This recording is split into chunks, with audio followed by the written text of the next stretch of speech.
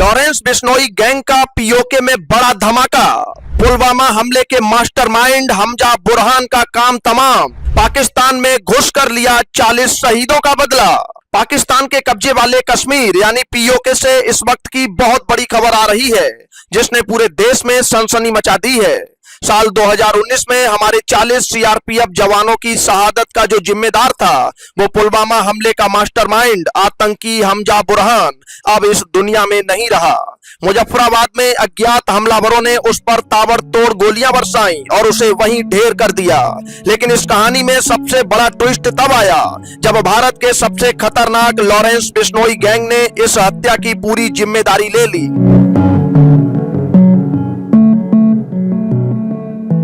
अगर हम आम भाषा में कहें तो पाकिस्तान में छुपे बैठे भारत के इस सबसे बड़े दुश्मन को उसके अंजाम तक पहुंचा दिया गया है।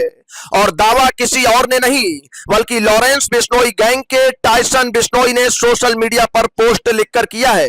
टायसन ने साफ साफ कहा है कि यह काम उसने और डीसी ग्रुप ने मिलकर अपने बड़े भाई लॉरेंस बिश्नोई के आशीर्वाद से किया है और यह सीधा सीधा हमारे देश के उन 40 जवानों की शहादत का बदला है जो पुलवामा में शहीद हुए थे। अब हम आपको थोड़ा पीछे ले चलते हैं ताकि पूरी बात आपको अच्छे से समझ में आ जाए। 14 फरवरी साल 2019 का वो काला दिन कोई भूल नहीं सकता जब जम्मू कश्मीर हाईवे पर हमारे वीर जवानों के काफिले पर एक आत्मघाती हमला हुआ था। एक गाड़ी में बारूद भरकर जवानों की बस से टकरा दिया गया था और इस दर्दनाक हमले के पीछे जिस हमजा बुरहान का हाथ था, उसे अब पाकिस्तान की सरजमी पर ही गोलियों से छलनी कर दिया गया है।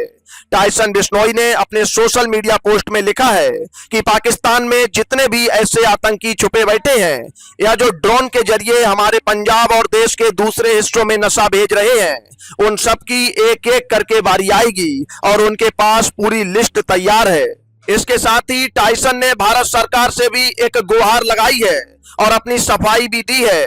उसने कहा है कि सरकार ने जो उसका नाम ऑपरेशन ग्लोबल हंट में नशा तस्करों के साथ जोड़ा है वो बिल्कुल गलत है। उसने अपनी जिंदगी में कभी नशे को हाथ तक नहीं लगाया और अगर ये कोई साबित कर दे तो वह खुद भारत आकर सरेंडर करने को तैयार है। हम नशा तस्कर नहीं, देश के बेटे हैं।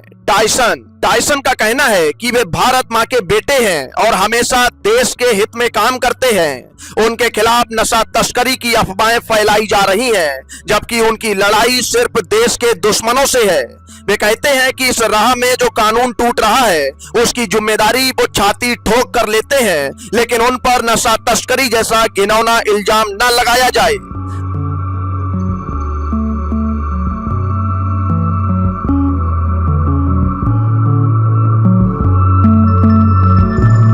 इस पूरे घटनाक्रम ने अब दोनों देशों के सुरक्षा तंत्र में खलबली मचा दी है, क्योंकि पाकिस्तान के भीतर घुसकर इस तरह किसी बड़े आतंकी को मार गिराना और फिर भारत के एक गैंगस्टर ग्रुप द्वारा उसकी जिम्मेदारी लेना कोई आम बात नहीं है।